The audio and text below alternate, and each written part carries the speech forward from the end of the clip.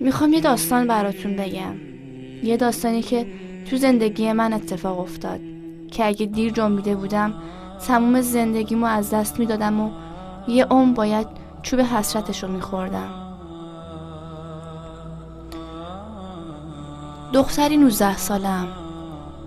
قبل از اون که گرفتار دام شیطون بشم، خوندن سرگذشت دخترها و پسرای فریب خورده خیلی منو ناراحت میکرد و نسبت به اونها احساس ترحم میکردم و اونها رو افرادی لایق نصیحت میدونستم. تو تموم دوران تحصیلیم هیچ نقطه ضعفی از نظر مسائل اخلاقی نداشتم. از داشتن دوست پسر و کارهایی مثل این اصلا خوشم نمیومد و همیشه سعی میکردم دوستامو که زمینه چنین انحرافاتی داشتن رو راهنمایی کنم. گرفتار بلایی شدم و فهمیدم همه کسایی که دچار انحراف و اشتباه شدن ذاتاً بی‌بندوبار نیستن، بلکه اغلب اونها هم مثل من بیش از حد به خودشون اطمینان داشتن و اتفاقاً از همین نقطه ضعف بزرگ ضربه خوردن. ماجرا از اون وقتی شروع شد که دیپلم گرفتم و تو کنکور دانشگاه قبول نشدم. تصمیم گرفتم شغلی پیدا کنم. خانواده‌ام با این امر موافقت کردن. فقط مامانم به خاطر دغدغه‌هایی که نسبت به محیط کار آینده من داشت با اشتغال من موافق نبود. میگفت دخترم کارو میخوای چی کار؟ بشین درس بخون و سال دیگه تو کنکور شرکت کن. الان واسه طوری نیست که دختر جوان بتونه تو هر محیطی کار کنه. ولی من به خاطر اعتماد بیش از اندازه به خودم تصمیم گرفتم حتما شغلی پیدا کنم تا به اصطلاح متکی به خودم باشم. از اون زمان دنبال کاری گشتم. بالاخره روزی تو صفحه آگهی روزنامه‌ای چشم به یه آگهی افتاد. تماس گرفتم و قرار شد برای مذاکره به محل شرکت برم. به رغم نصیحت‌های مامانم که مخالف این کار بود رفتم، چون حقوق خوبی میدادن. پیگیری کردم و پس از مدت کوتاهی مشغول کار شدم. چند روز بعد اسامی دانشگاه آزاد اعلام شد. منم قبول شده بودم. قبولی دانشگاه فرصتی به مامانم داد تا بار دیگه خطراتی رو که تو محیط کار مردونه میتونه در کمینه دختر جوان باشه به من گوشزد کنه و از طرفی مطمئن بودم که میتونم روابط اجتماعی خودم رو با بقیه به گونه‌ای سالم تنظیم کنم. به نصیحت‌های مامانم توجه نکردم و به محل کارم رفتم تا وارد دنیای جدیدی که به استقبالم اومده بود بشم. بعد از اینکه به کار مشغول شدم سعی کردم مواظب برخوردها و رفتارهای دیگران نسبت به خودم باشم. در این میان یکی از همکارام که جوانی همسن و سال خودم بود و تو شرکت اون آقا فرشاد صدا می‌زدن، هر از چنگایی سعی می‌کرد به شکلی سر صحبت رو با من باز کنه. اولش به سردی با اون برخورد کردم، ولی بعدها که یه خورده روم باز شده بود به سوالهای اون کاملتر جواب میدادم. کار به جایی رسید که راجع به محل زندگی، موقعیت و وضعیت خانوادگی، اسم کوچیک، تحصیلات و سایر اطلاعات شخصیم ازم سوال میکرد و منم ناخواسته جواب میدادم. کم کم احساس کردم فرشاد همه افکار منو به خودش مشغول کرده. شبها به حرفایی که بینمون رد و بدل شده بود فکر میکردم و از اینکه تو بعضی از صحبت‌ها پا رو از حد معمول فراتر گذاشته بودم خودم رو سرزنش میکردم.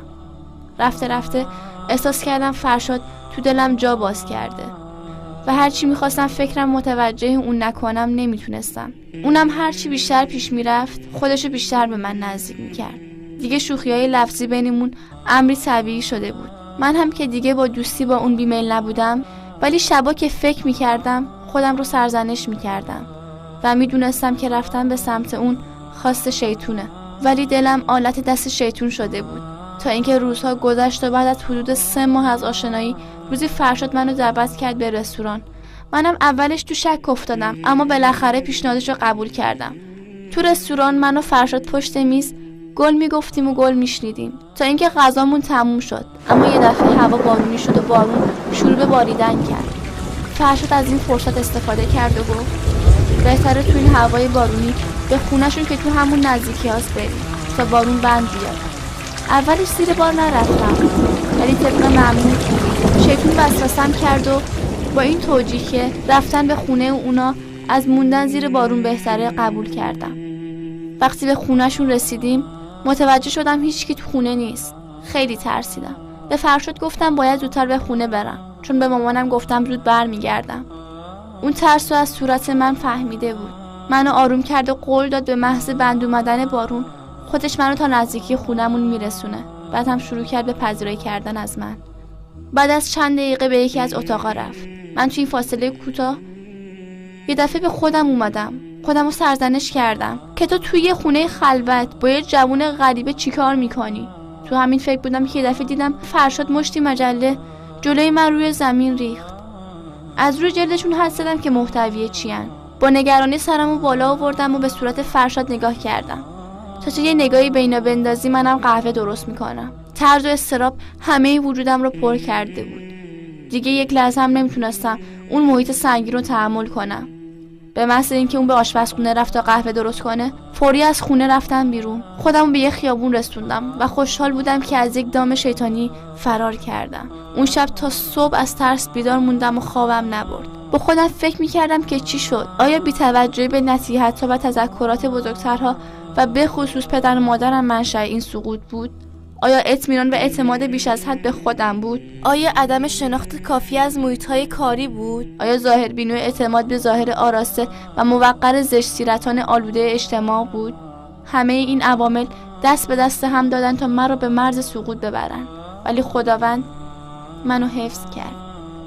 پاسخ به این سوال که به پاس کدوم فضیلت خداوند رحیم رو از آستانه ورود به یک رسوایی بزرگ نجات داد اندکی سخت بود، ولی با کمی تأمل فهمیدم که چشمان همیشه نگران مادر و دعاهای او باران رحمت خداوندی رو روی من نازل کرد تا پیوسته شکرگزار نعمت بزرگی چون مادر و کانون پرمحبتی مانند محیط امن خانه و خانواده باشم.